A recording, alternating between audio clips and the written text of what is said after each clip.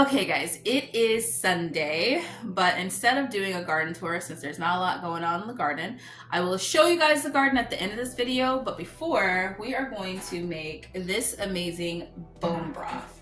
So make sure you guys stay tuned. Hi everyone, welcome back to my channel. I'm Shamira Benson, one part of Team Benson, and we are going to make some healthy bone broth that everybody should be making at this time of year. This is going to help you get your immune system nice and high and avoid a lot of sicknesses. So one of the ways that I keep my family nice and strong and healthy is by providing them their medicine in their food, which means we are going to make a healthy bone broth that's going to keep us safe. So I'm gonna be filming this and showing you guys how I'm doing it, showing you guys all the steps, and then we'll go out to the garden after that. So let's start making this bone broth. Okay guys, so we are starting out roasting some bone marrow bones. These ones you can make like a dish with, like to eat the bone marrow. So I think I'm gonna try something different with it if the bone marrow scoops out after I make the bone broth. We'll see what happens. But for right now, I'm just going to be roasting these. So all I did was I've sprayed some oil at the bottom of it, put the bones on, and then I'm gonna spray some oil on the top, and then I'm gonna put it in the oven for 75 degrees and roast it for like an hour. Okay guys, we have our roasted bones in here. Right now it is just the roasted bones. I want to get it going before I add all of the veggies, but I am going to add some apple cider vinegar. Now this is the raw unfiltered one, so it has the mothers included. That's the one that you want. I give it a little shaky shake, and then I'm just going to add a big gulp, is what I'll call it, to it. So the steps are going to be, I'm going to add this, let it cook down just for a little bit. I'll probably add some salt too.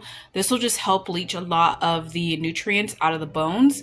And I want the bones, these bones, to roast in here a lot longer than I want the vegetables. So that's what I'm going to do. And when it comes to salt, I'm just going to add my Redmond's real salt. You don't want to use like a table salt or anything like that, because you want like actual real salt and like the minerals and stuff. So I usually either use a sea salt, like a Celtic sea salt, or my Redmond's real salt. And I'm just going to heavily salt this because we are going to be out in the middle of nowhere, and I don't want to have to be seasoning the food in the middle of nowhere. I'd rather dilute it down than it not be salty enough. So guys, the next thing I'm going to do is I'm going to collect as much oil as possible from these bones and from the bone broth itself. So the first thing I'm going to do is drain this, all the oil that was in here, into this jar. And this is where I'm going to be collecting all of the oil. So after the bone broth is done, then I'm going to take a layer of fat off of that and then put that in there, because I want to also have some tallow from this bone broth too. All right guys, look at that. That is a lot of oil right now. So I'm going to just put this in the fridge. Like I said, I'm going to be collecting this after, and then I'm going to wash it and render it too. So whole new process. We're using all the cow. Okay guys, now I am ready to add the bell pepper and the onions, and then some carrots. Now I roasted the bell pepper and onions just because I like the flavor of that. The carrots I didn't roast because I didn't want to make my bone broth too sweet. Now when I do like my ramen and stuff like that, a lot of times I do roast the carrots. That way I can get like an extra sweetness with them. But let's get this all in this pot right here, which is looking good. And you guys see that layer of fat that's already forming on this, that we're going to just let continue to boil, because we are going to use that for tallow when we render it.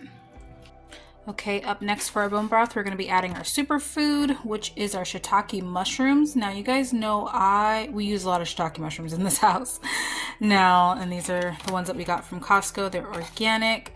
So what I'm going to do though is that I normally dehydrate these, and then that way I just like save them in a jar. I don't have any up there. But I don't dehydrate the stems because they do not rehydrate. So what I do is I cut the stems off, and then I just make my bone broth with those. So that is what I'm going to do right now. So now we have the superfood, which are going to be the mushrooms. You want to make sure that you wash those mushroom stems, guys, because mushrooms can be really dirty. So we're going to add those in. I'm trying to do that one-handed.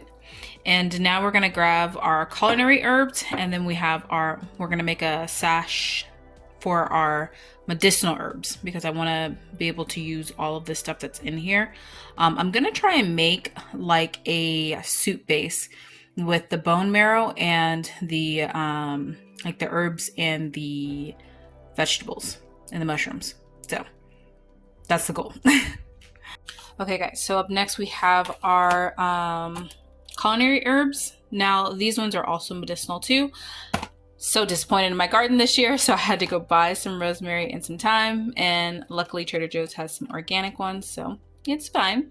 Now rosemary is going to be good to alleviate pains, and also it helps just kind of like with inflammation and stuff like that in your body. Thyme is, sorry, my phone cut out. Thyme is good for fungal and bacterial infections. So this is both going to be really good for us being out on the land all winter long and like, you know, working and stuff like that out there. And then I forgot to say that the shiitake mushrooms are also good for alleviating free radicals out of the body. So they're good for just like, you know, cancer prevention, heart disease prevention, all those things. And then also they provide you with B5, which is something that can give you energy. So I'm going to add these in there. I'm just going to add them in there, stems and all, and then I'll just pick out the stems afterwards. So just a heads up, I didn't add the entire pack because both of these can really take over, especially like your rosemary, that can really take over in flavor. So I only added 2 stems of rosemary and then like a couple bunches of thyme. If you guys ever need to get herbs, get them from Trader Joe's, because all the other grocery stores I've seen, they give you like 4 things of herbs, like little sticks of herbs. Trader Joe's hooks you up and it's organic. Okay, so now for my medicinal herbs, since I don't want to blend those in, I have a little cheesecloth. You guys want to make sure you get a good cheesecloth. Now you can reuse these, just wash them, make sure you're not washing them. I hand wash my cheesecloths. I hand wash them in just like a soap, like the biodegradable soap. So I have some milk thistle. We're going to start adding a little bit of milk thistle into our bone broth just so that then we can cleanse the liver. Milk thistle is great for cleansing the liver, so we're going to add a little bit of that. Mullein leaf, this one is going to be to help keep those lungs clear.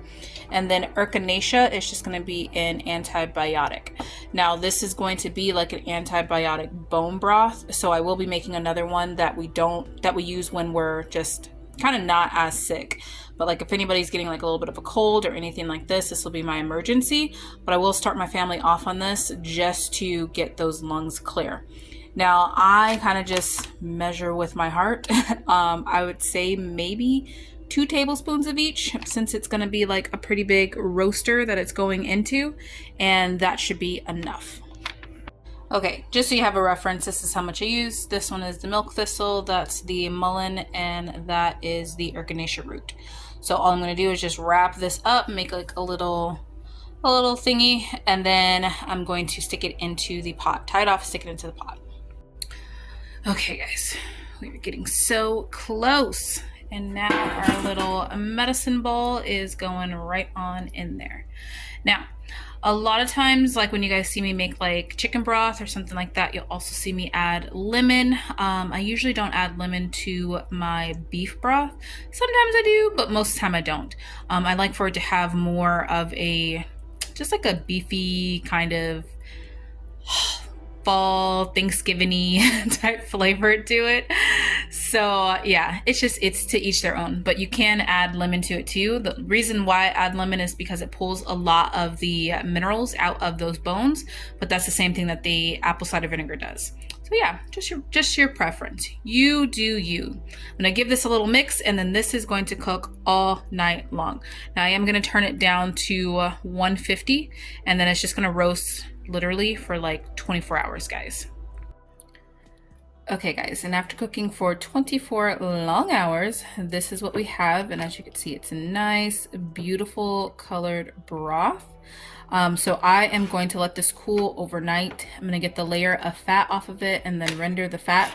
I'm going to do all that in a different video because you guys have seen me can before, but I just mainly wanted to show you guys what I'm doing to be able to keep my family healthy. Now, also all of these like vegetables, I'm going to try and render this down. I'm going to blend it and try and render it down into a kind of like a paste to make kind of like a flavor paste. And then the medicinal little bag of medicine, I'm just gonna throw those out. So we're gonna see how this turns out. Like when I do like the paste, I'll show you guys that in a different video. I wanna use the vegetables, and then I also wanna use the bone marrow that's inside the bones and see if I can make like a beef paste, like just kind of like a soup, like base or something like that. Something to give things more flavor. So that is that. Let's go see the garden just really quick, just because I promised, and it's Sunday. Okay guys, that bone broth smells so good. I wish that there was like smell-o-vision because it smells good. Oh, so it looks like the storm is getting ready to start. The wind's already blown over my umbrella. All right guys, we're gonna have to put some shade cloth and stuff like that up because it looks like the wind's already starting. But there's not that much going on. Yep, there it goes. Not that much going on in the garden. Let me put down this umbrella first. Okay, we're back. There's not that much going on in the garden. We have our eggplant epignesis still doing good. And then Miss Eggy is on the break of death, but she'll come back. That one is fine. That's Miss Eggy. This wind is crazy. We have Brooklyn looking amazing. Look at all of those melons, guys. Now this is the one that ended up being like a cross, but a pretty good cross. It's pretty delicious. I'm excited about it. Okay, I just took down the shade cloth because it is getting super windy out here, so we're not gonna be out here long, but Brooklyn's looking amazing. There's lots of melons on her, and now that we know that they're not that bad, it's pretty good. Like, it's pretty good. So that's pretty exciting. And then we have our okra that's right here. This okra is getting ready to start flowering, so that means it's going to start producing some okra pretty soon. This one's been producing, and we've been getting a couple okra every day. And what's going to be nice is that we can start harvesting our worm castings. I'm going to do a whole video about me harvesting worm castings, but this one I'm drying out this week so that then we can harvest those worm castings and start this all over again. This is our worm bin that we have red wiggler worms in. Our evening primrose is still doing good, and the rest of it, guys, it is looking pretty rough. But we do have our trees. We have our mulberry. We have our grapevine Yuli, and then we have our, let's go on this side. We have our dwarf Mexican lime, and then we have our curry tree right here that is looking pretty good. But the garden is getting ready to get completely overhauled because we are planting for the fall. I'm excited. Fall is it's my time of the year. I'm a fall girly. My fall garden is amazing. And surviving August in this heat is a feat of its own. So by the time I get to fall, I'm pretty excited about it. So we're just letting the garden finish up what it's doing. We're solarizing all of the soil, which means we're just kind of letting that first layer of soil bake. That way, if there's any type of funguses or bacteria or anything that shouldn't be in the soil that's in there, we can go ahead, let that good Arizona sun do what it does, kill all those bacterias and funguses, and then we will be ready for the fall, which I'm excited. So this week, probably, or next week, I'll be putting down some fresh compost and kind of letting that solarize a little bit. And then we're probably going to be planting a lot of seeds directly into the garden just because I want to start trees. So AC just popped on. That's my cue to go back into the house. But until next time, grow yourselves a garden, because even a small space can provide you with tons of food. And thanks for joining me on a medicinal Sunday today.